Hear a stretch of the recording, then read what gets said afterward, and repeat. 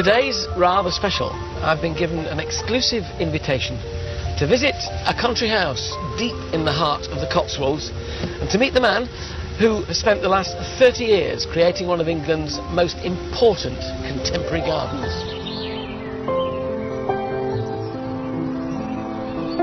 This is an estate of incomparable beauty and purity of purpose.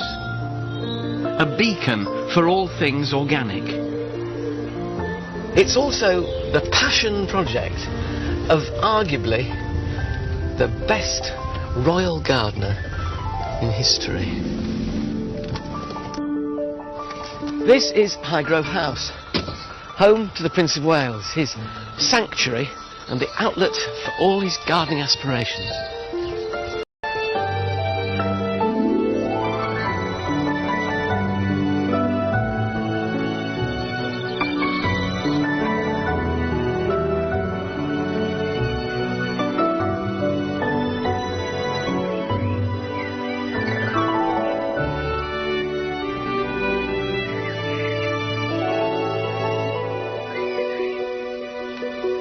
If you want to look into the heart of the future King of England, then you'd look no further than his own private garden.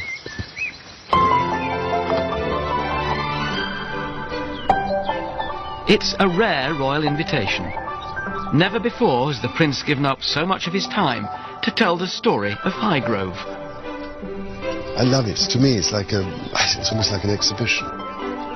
I want to know why these gardens became an organic rallying cry and find out what it's been like to deal with decades of criticism. Bewildered, frankly, as if you were doing something positively evil. Above all, what does this sanctuary and private home mean to the man who will be king? Everything I've done here, it's almost like your children, really. Every tree, everything has a meaning and belonging, really.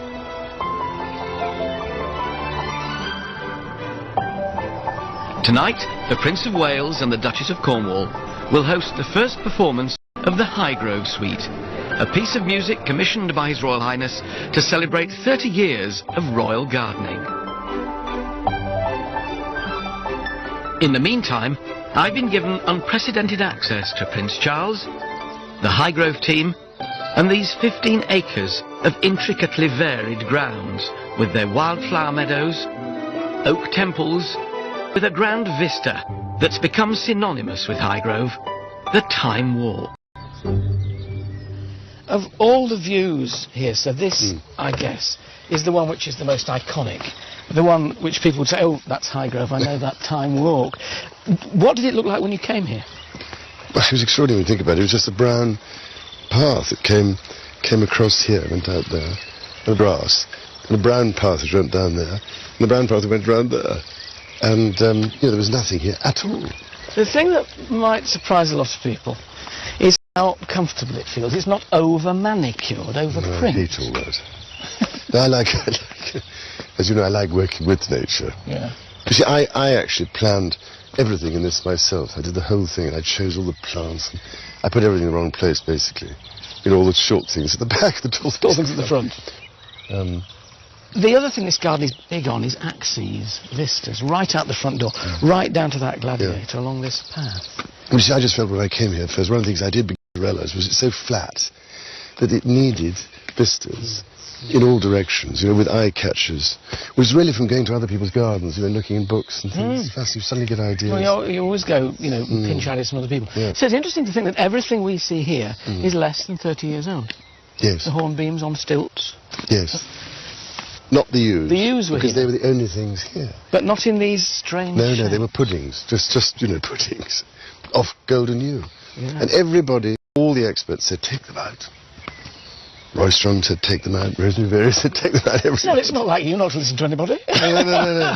But in the end, I don't know why I thought. Well, I thought about it, and then I thought, well, no. But I have a passion for topiary, I hate to tell you. I have great fun here because I prune an awful lot. Yeah. I have my secateurs and my saw. Great therapy. Oh, it's terrific. But because I planted so many trees out everywhere. Yeah. And so wherever I go and walk now, was sawing off. Well, that happens, isn't it? The thing about gardens is they don't stand still. No. It's not like furnishing a room and it stays and you dust it occasionally.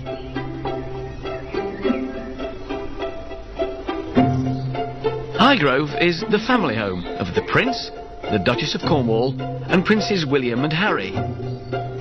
This Georgian building of neoclassical design was built around 300 years ago.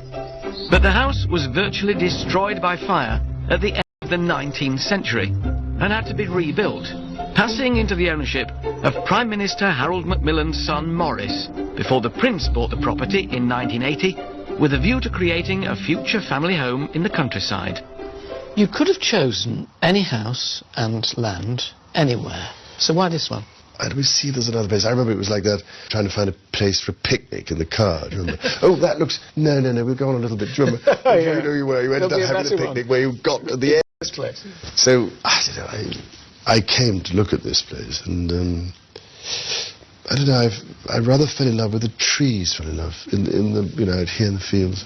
I love the light coming in these windows and so on. But Highgrove 30 years ago was a rather modest property, similar to many country houses found in countless English villages. Fine views across to Tetbury left the house exposed to the open countryside. The Prince turned to one of the country's most respected garden designers of her generation, the then Marchioness of Salisbury. This doyen of the organic movement and custodian of the historic gardens at Hatfield House was initially underwhelmed by Highgrove. But of course it looked rather bleak, and it was, although it did have trees, it had nothing, no rail garden surrounding it.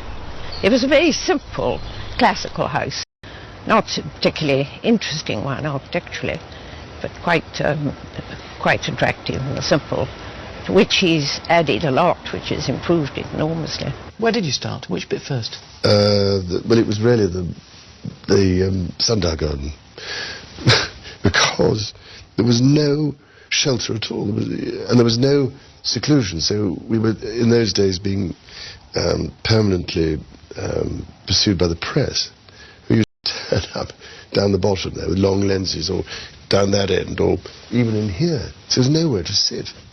And so it seemed to me the most important thing was to give him this privacy by planting hedges, high hedges, and possibly a gateway in particular. Today, the hedges may have fenced out the paparazzi, but there's an irony here.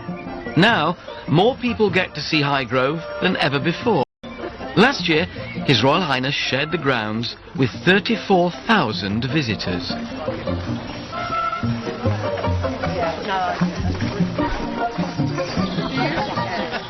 Remember when I first started on the garden tours, people were collapsing all over the place and there were no seats. So I felt we must put them in, and this was a present from the Hereford Cathedral stonemason. Oh, lovely.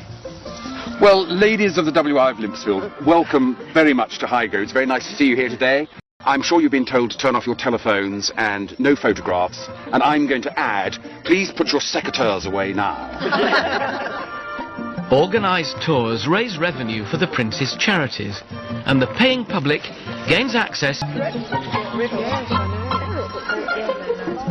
They see all of the garden. There's not a bit that is kept private. They see it all. They walk very close to the house, and most people are really impressed that they actually get really close to the front door and really close to the windows in the sundial garden. So they have a very sort of intimate relationship with the house and the garden in the time that they're here.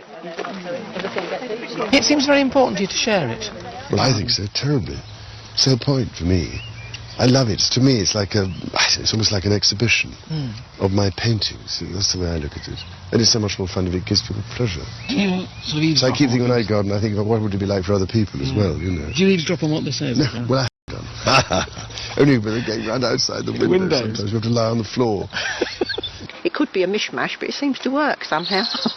You see, we come from Surrey, where there are all these stately homes with formal gardens, with regimented trees and flower beds, and here it's all natural. Natural gardens. It's well, real life instead of artificial. It's very artistic. You can see all his the Prince's artistic feelings. about the garden. It's lovely.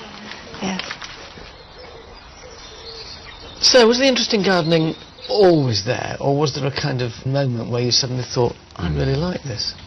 I think it was always there, really. Although I never did it much, except as a child. We were allowed a little plot back in Palace, sort of back of the border, growing vegetables and things, my sister and I. But it's not until you have somewhere, obviously, of your own, then it becomes more possible, I think. And then I really was interested, because I wanted to make it more interesting. And I think the thing about this place was that, as I've said often, it was a blank canvas. Are you good at seeing potential? Do you have vision? Can you see I hope I am, yes, I suppose. But as I say, it was a blank canvas, so then I had to start from scratch.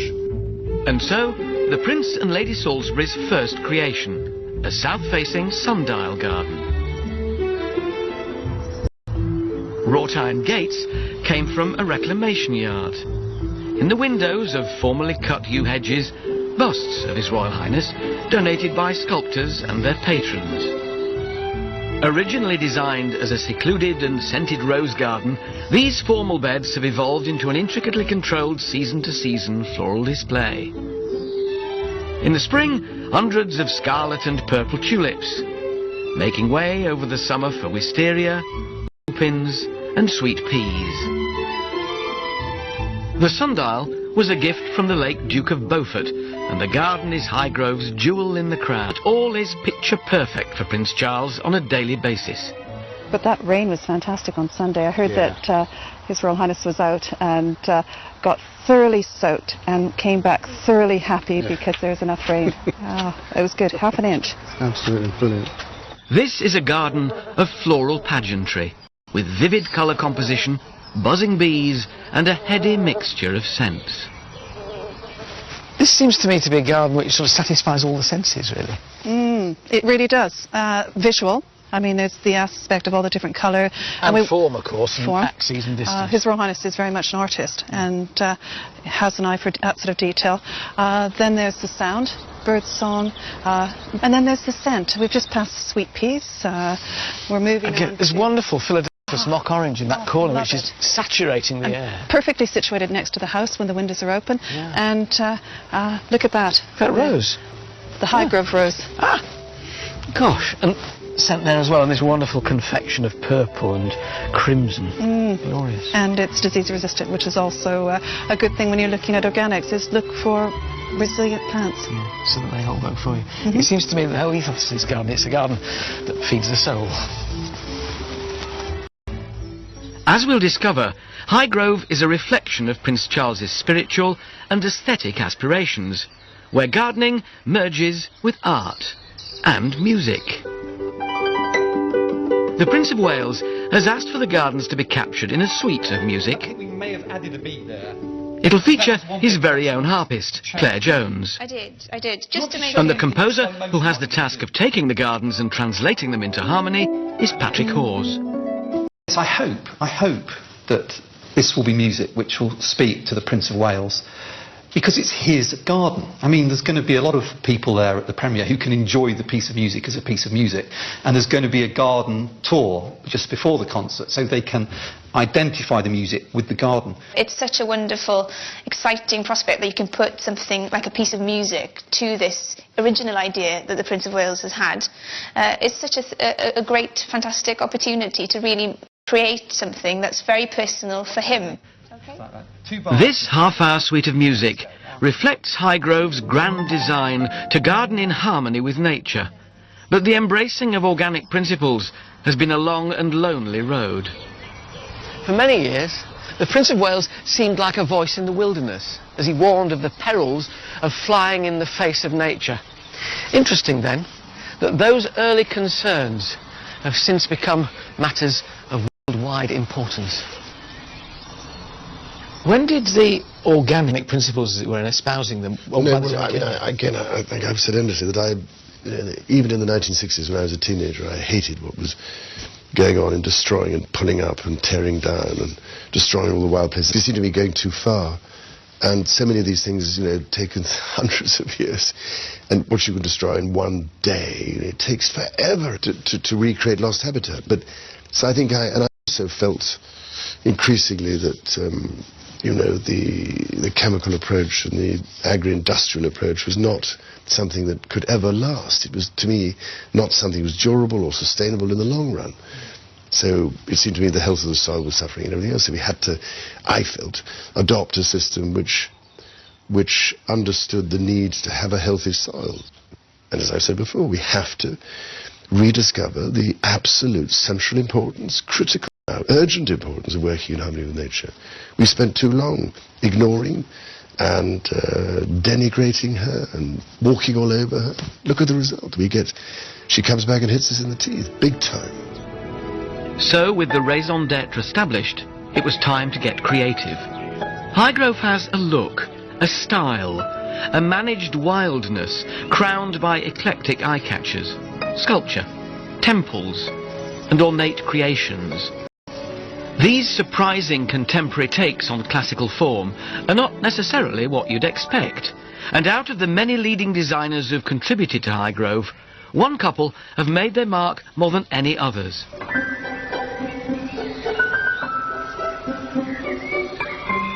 Julian and Isabel Bannerman view their garden at Hannam Court as a giant laboratory for their award-winning ideas.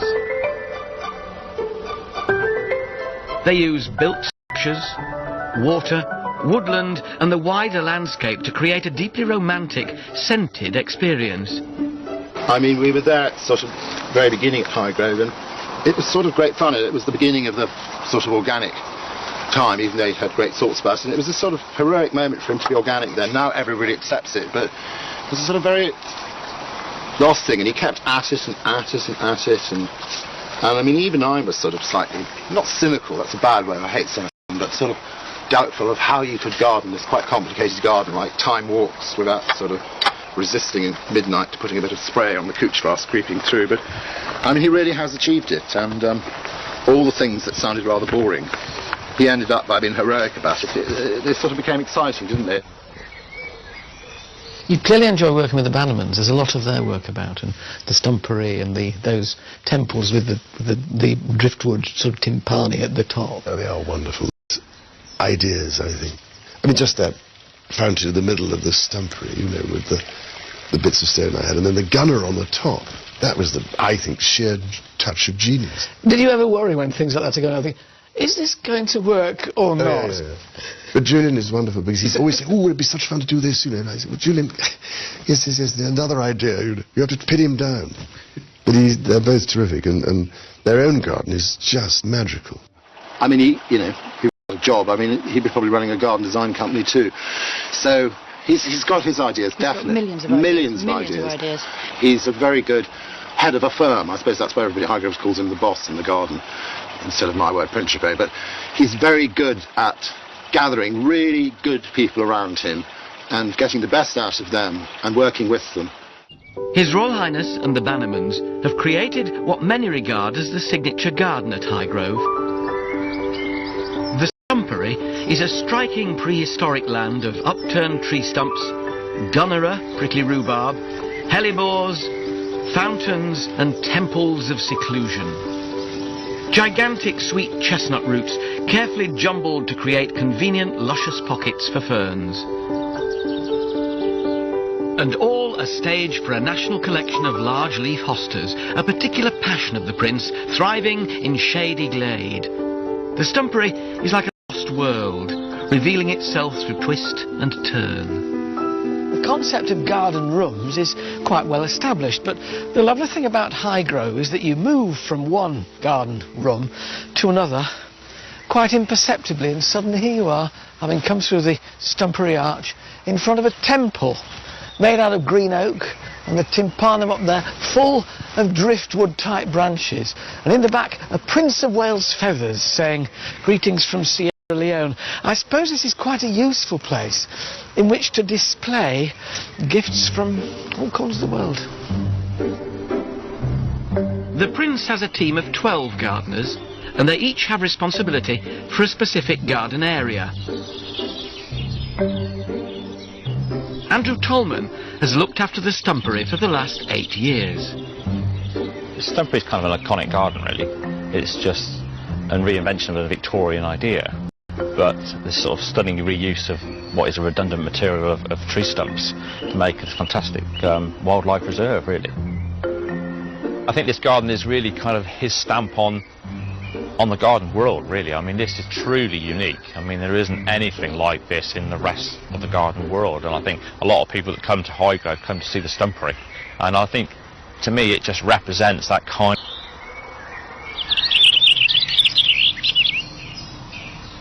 This garden is now probably something like 12 years old, and that's given chance for various wildlife to make it its home, really. And this garden is now full of things like hedgehogs, toads, newts, slowworm, snakes, all the things which for us are brilliant because they eat all of our slugs instead of eating our hostas. But they provide that kind of natural balance, and which is what we're really after. And it's noticeable in here, I think, of having worked in places where they use pesticides.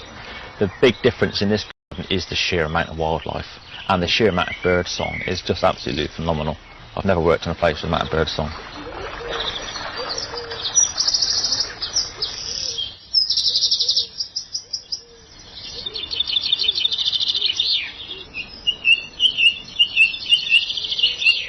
You're obviously very keen on, well, obviously keen on the wildlife, the wildflower meadow wonder, but also these wonderful bird feeders all the way along the last branch of the old cedar. Rather, what do you do? Because it's rather fun to have something dangling off. Yeah.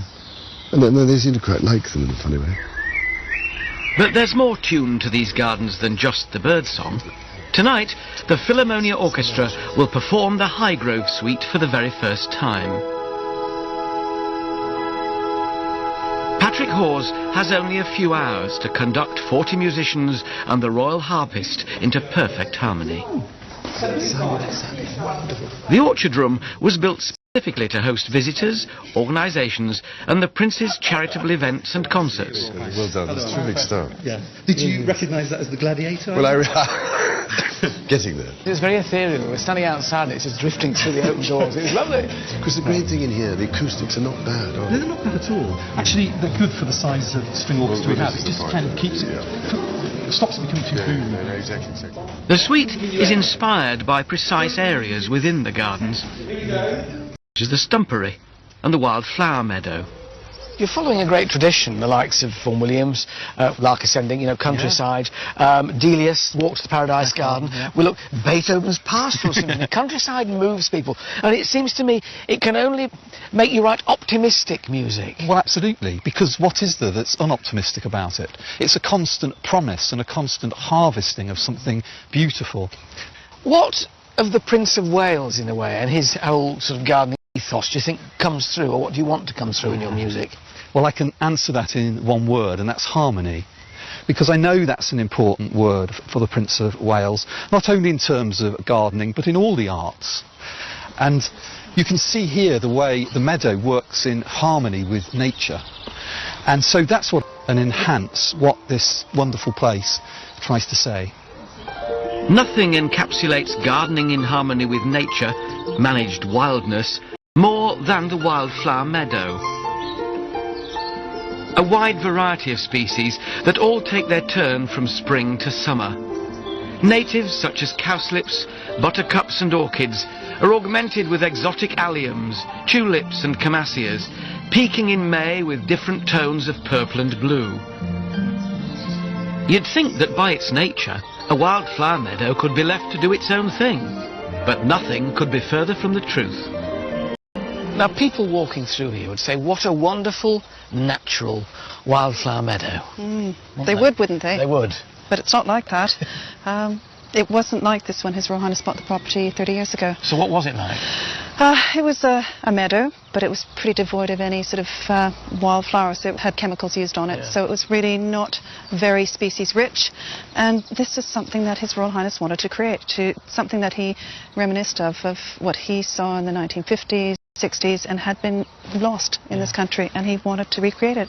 When you look at it now, it is the most vibrant carpet of so many different species. We've got little self-field down there, we've got masses of buttercups, marguerites, moon daisies, orchids over there, coming up like little purple candelabra.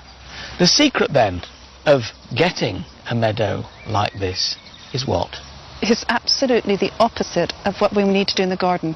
There you want to enrich the soil, here you want to actually impoverish it. And that's why the yellow rattle, which you can see there, is the key element in any sort of meadow that's too rich. Because this is a wildflower which feeds off the roots of grass, so it weakens the grass that it grows along. It's a semi-parasite, that's really. It's in the same family as our snapdragon. Yeah. And it's such a pretty little one. And called yellow rattle because when the seeds are ripe, they rattle in their little...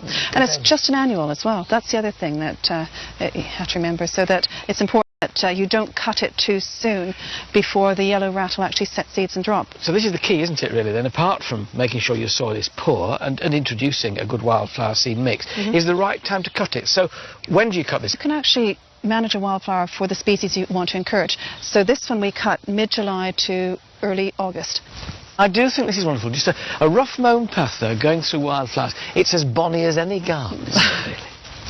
One of the great joys about the meadow is going around now each year counting the orchids, the wild orchids. And that is a huge excitement because it was completely dead, this field, when I first came. Do you find now, sometimes you come out here and you think, actually I like this bit best because it's going to worry about a meadow in flower, isn't it? But you have to have real patience again because it's just the constant management. And years and years later after I'm dead, hopefully it'll get better and better. If we talk about likes and dislikes in gardening, you obviously love topiary. Yep. What are the hates? Because every gardener has them. I can't stand gladioli and I get it in the neck for them. No, I'm not mad about, very hot colours. I mean, as you can see, I rather love clipped things and the combination of different greens and yellows. What you also get is this wonderful shadow when the sun comes out like this. Exactly. Suddenly it all moves and it's like an enormous sundial, isn't it? Yeah. Swirls around. No, I know. Are you a patient gardener? Or are you? I'm not now. I'm getting more and more impatient as you get older. Do you know? Well, you've not got the time. Well, that's the point. And whereas when I first started to put the yew hedge in, and it was they were just this size. I suppose it was. I thought, when are they ever going to grow? But maybe shovel manure on, which helps a lot. But now, if I'm planting hedges, I don't know, it drives me mad. Why aren't they growing? No, I think good old-fashioned, well-rotted manure is the secret of everything, I think.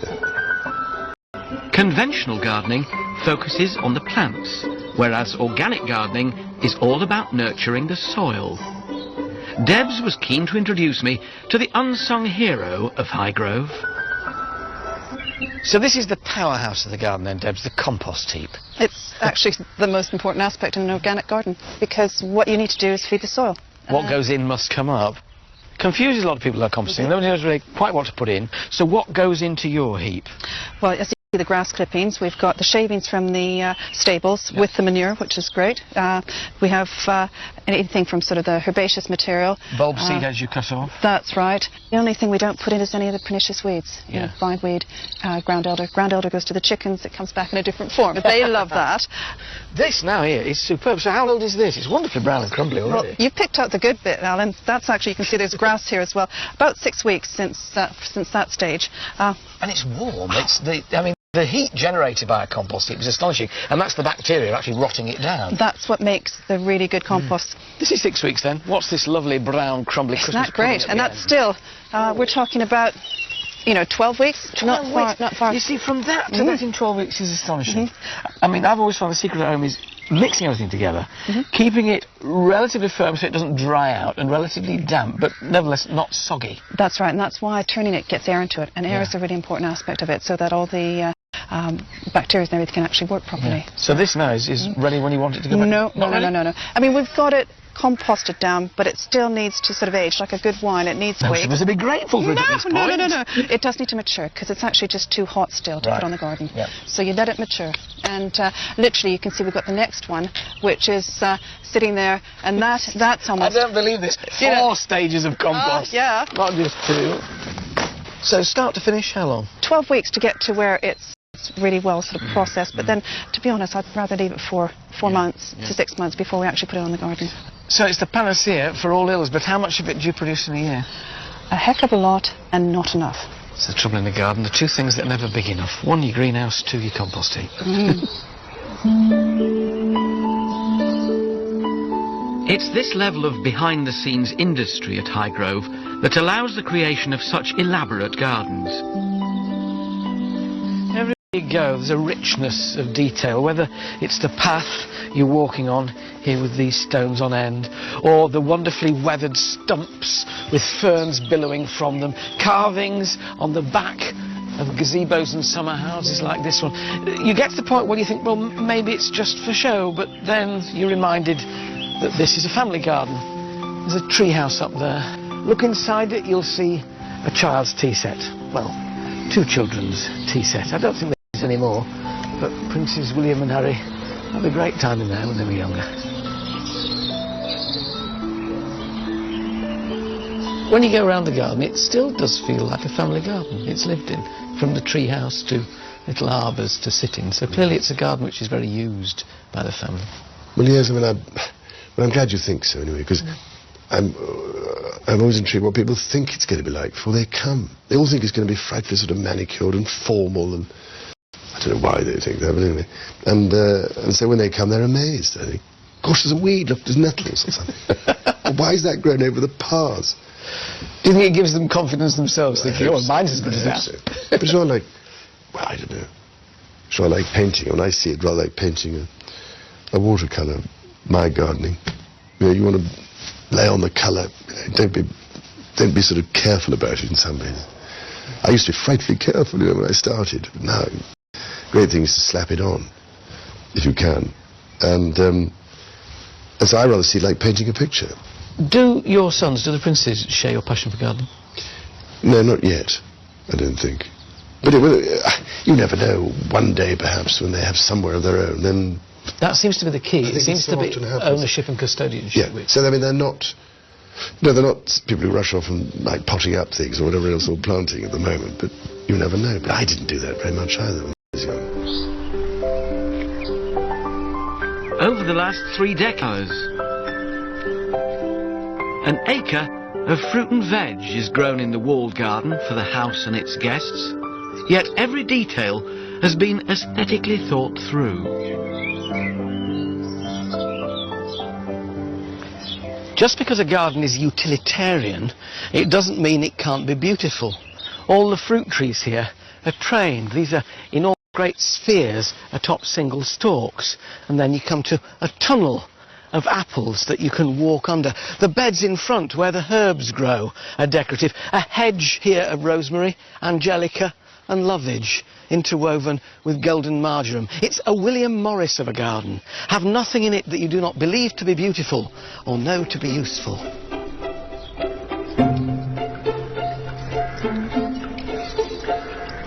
Now, people always say it's all right having an organic garden in a flower garden, but the place where you're really tested as an organic gardener is in the kitchen garden, because it's here that, you know, pests are most troublesome, if you like, pests and diseases.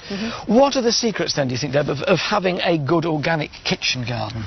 Well, you feed the soil so that you have the plants are as healthy as they can be, so that they can resist disease. That's one element. And you can see the muck that we've got in here, well-rotted farmyard manure. And the great thing about, of course, when you get all that muck in there is it helps hold on to moisture, because they need to grow evenly without being checked. That's right.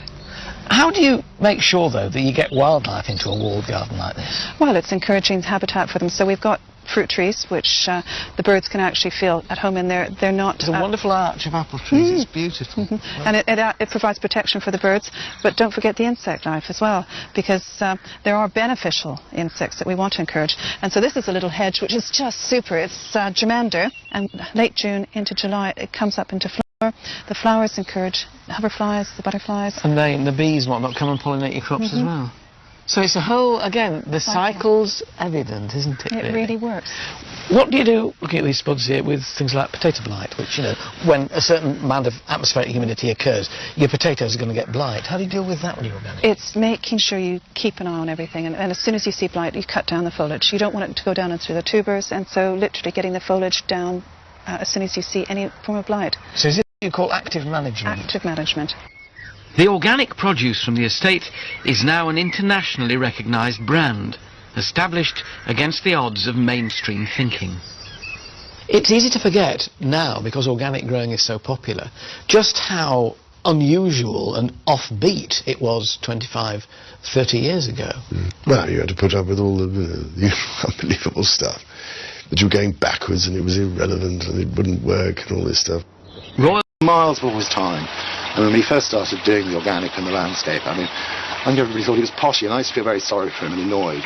But that he'd get this sort of criticism, what is he up to? And nobody would take it seriously. And, well, blow me, I'd like to say something a bit stronger than that. He's proved him totally wrong, and it's quite a, hard thing to have done in those early days, because as a sort of member of the royal family, you have to be a bit careful, not tread on too many people's toes. You got a lot of flack. Did you ever feel like giving up? I've had a lot of for a lot of things. But it's only funny how it goes round. But no, of course not. Oh, well, yes, maybe. No, I didn't know, because I knew what I was doing. Dispirited now and again, but still determined. Oh, yes. Yeah. But, I mean, bewildered, frankly, by it. As if you were doing something positively evil. Potty this and potty that, and loony this and loony that. What's the harm in it? It's nothing mad or eccentric about it. I mean, if you've grown that little bulb, or even probably planted a lily seed and see it grow, you have that relationship with your plants, but it's mocked as though it's something half potty to do. I'm afraid I love the country, and I like being in touch with things. Well, of course, I happily talk to the plants, of course, you all know. The trees and all these other things. Listen to them. I think all gardeners do. But I mean, I think it's absolutely crucial, as far as I'm concerned. I never forgotten putting in the reed bed sewage treatment system. That kind of thing. But now all sorts of people came to have a look, and they still do. And I was so funny because we got a wonderful piece of paper from the German gentleman who helped put it up, saying, "You are now the proud owner of the sewage garden." Wonderful. And so I am the proud owner of the sewage garden. But no, I just knew that was the direction. I mean, it's been like that with everything I've done. Prince Charles has always insisted that all Highgrove's water and waste be recycled. The runoff from the roofs and all the royal bathwater goes back into the grounds. Even the drains flow directly into a garden designed as a sewage processing plant. So does all the waste product, as it were, from the house and the estate come into this place here? That's right. From the orchard room, from the main house, from all of the staff facilities. So what are we looking at here now? We've got an enormous sort of stone-sided tank, in effect, filled with Phragmites, Norfolk reed. And they act as a natural filter, filtering that sort of raw liquid sewage. And then what we see trickling out of here is the first stage of purification. So you can see it coming across this bit of pavement here, and into this enormous boggy area here, which has got these coppiced willows. That's the next filter system. And willows embraces here, where it's going through the Norfolk reed, then through the willow, carries on. You never know, one day perhaps when they have somewhere of their own, then... That seems to be the key. It seems to be ownership and custodianship. Yeah, so I mean they're not people who rush off and like potting up things or whatever else, or planting at the moment, but you never know. But I didn't do that very much either when I was young. Over the last 3 decades, the family has enjoyed the bounty of a garden which isn't just about pretty flowers. An acre of fruit and veg is grown in the walled garden for the house and its guests, yet every detail has been aesthetically thought through. Just because a garden is utilitarian, it doesn't mean it can't be beautiful. All the fruit trees here are trained. These are enormous great spheres atop single stalks, and then you come to a tunnel of apples that you can walk under. The beds in front where the herbs grow are decorative. A hedge here of rosemary, angelica and lovage, interwoven with golden marjoram. It's a William Morris of a garden. Have nothing in it that you do not believe to be beautiful or know to be useful.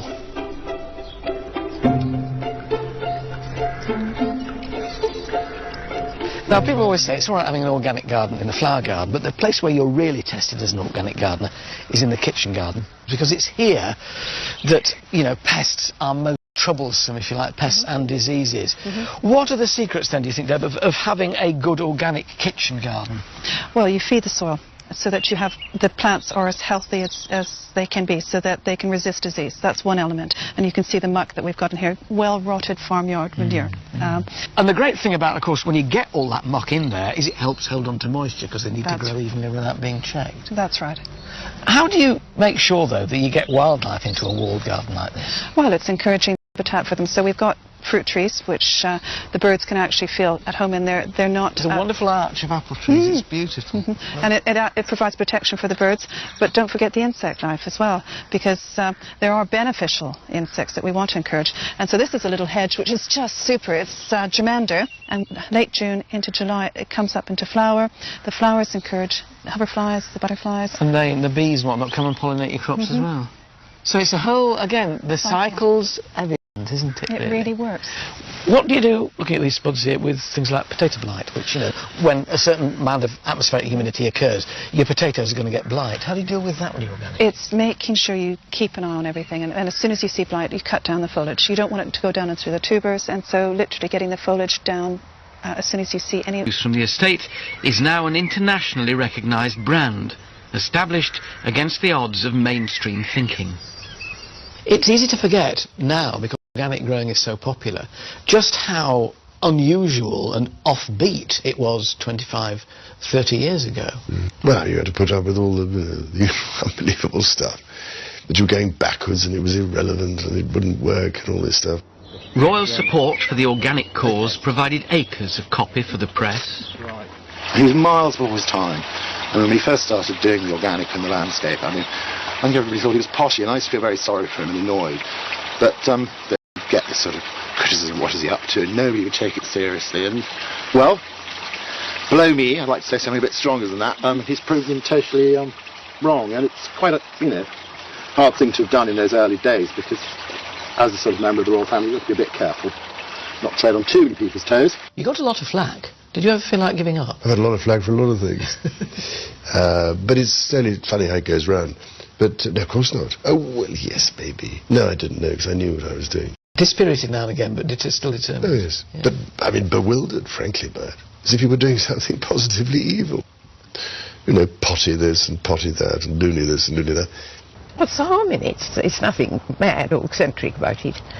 I mean, if you've grown that little bulb, or even probably planted a lily seed and seen it grow, you know, you have that relationship with your plants, but it's mocked as though it's something half potty to do.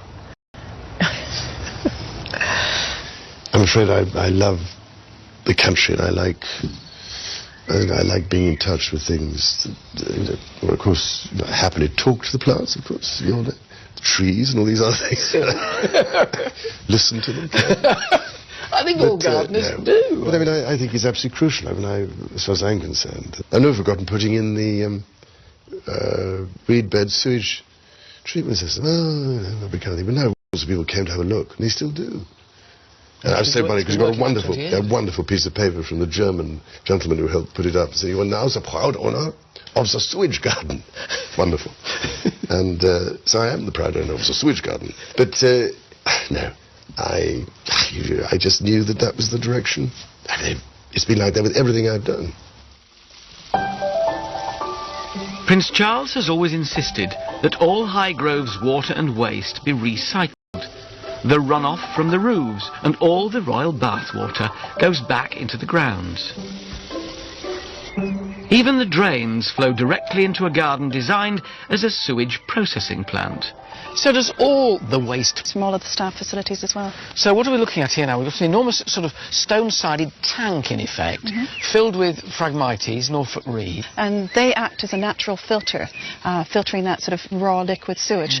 And then what we see trickling out of here is the first stage of purification. So you can see it coming across this bit of pavement here and into this enormous boggy area here, which has got these coppiced willows. That's the next filter system, and willows have that capacity to do the same thing as to purify water. So we literally have belt and braces here, where it's going through the Norfolk reed, then through the willow, and carries on.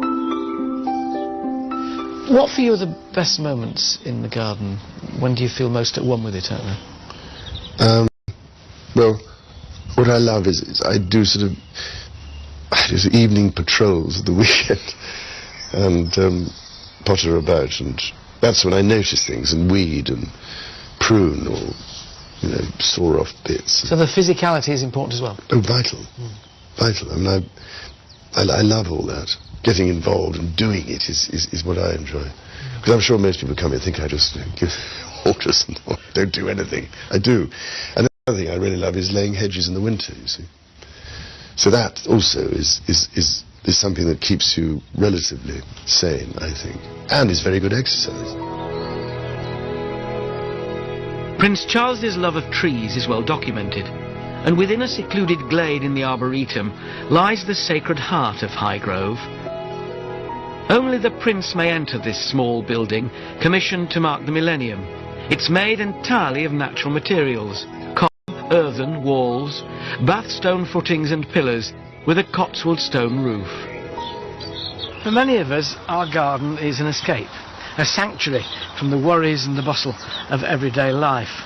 So too is the Prince of Wales's garden, but within this larger sanctuary is a smaller one called the Sanctuary. Just think about it. The Prince of Wales is never, ever alone. He has security men, he has staff. He's seldom on his own, except in there. It has 4 doorknobs. Only one of them works. I don't know which one, and I'll never find out.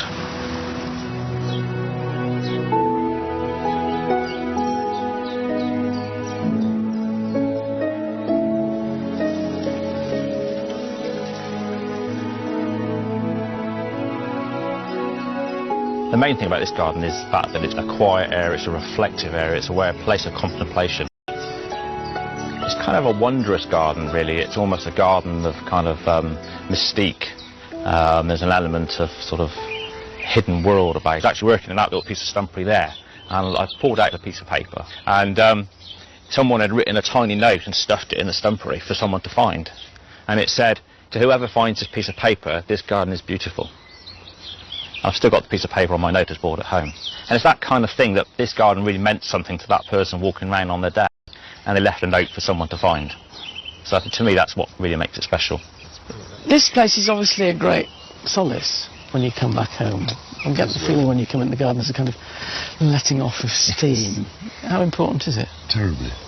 It's wonderfully therapeutic. And particularly that thing coming back after a week usually, and seeing the difference. And this week, it's extraordinary, the difference in 1 week. How everything puts on so much growth. This time, because the rain is... Well, I go around telling everyone it's a blessing. Proper garden. You turn the tap on, it doesn't appear by magic. It's the stuff of life. Much of organic gardening involves a leap of faith, a trust in nature. Do you get dispirited when it goes wrong? Oh, yes. But I think you become philosophical because you realise that it varies every year. So what goes wrong one year doesn't go wrong the next year. I mean, nature is very good like that. If you have a bad year for potatoes, it isn't always a bad year the next year. You know. Although the fortunes of planting will ebb and flow, some parts of the garden will always be more permanent than others. At Stowe, the famous 18th century landscape garden in Buckinghamshire, there's a huge ornamental structure known as the Temple of Worthies, which houses busts of eminent Britons such as Elizabeth I and William Shakespeare. Well, the Prince has his own take on this with the Wall of Worthies, supporting busts of some of his greatest friends. Deborah, Dowager Duchess of Devonshire, Richard Charters, Bishop of London, Patrick Holden, head of the Soil Association, and underneath him, Tigger. That's where the Prince of Wales's favourite Jack Russell is buried. Well, can't get a better friend than that, can you?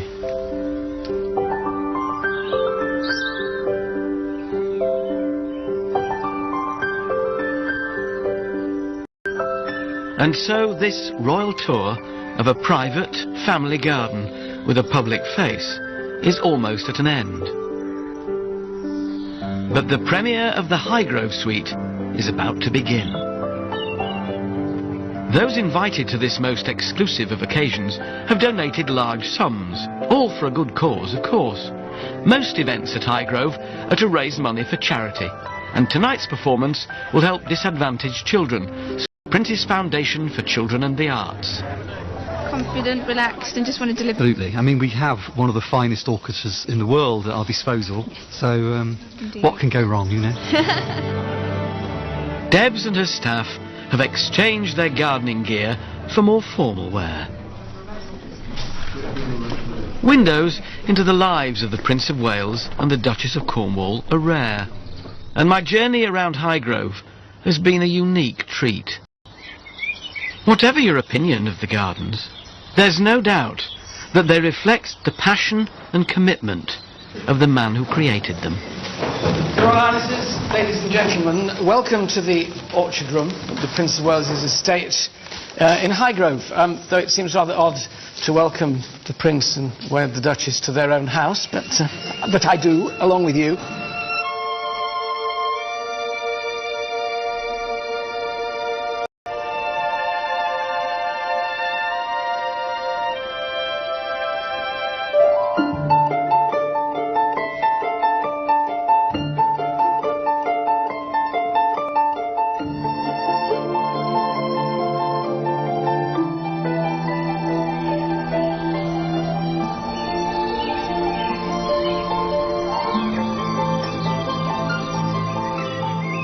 Do you think you'll always keep Highgrove? You want to see it through to the end? It'd be quite nice if I could shuffle off this mortal coil, but it's still here, yes. I'd be awfully sad, because, it's like, everything I've done here, it's almost like your children, really. Every tree, everything has a meaning and sort of belonging, really. Terrible thing, really. You mustn't get too attached. I try not to, but... It is clearly a family house. I shall have to detach myself, psychologically. Not yet a while. No.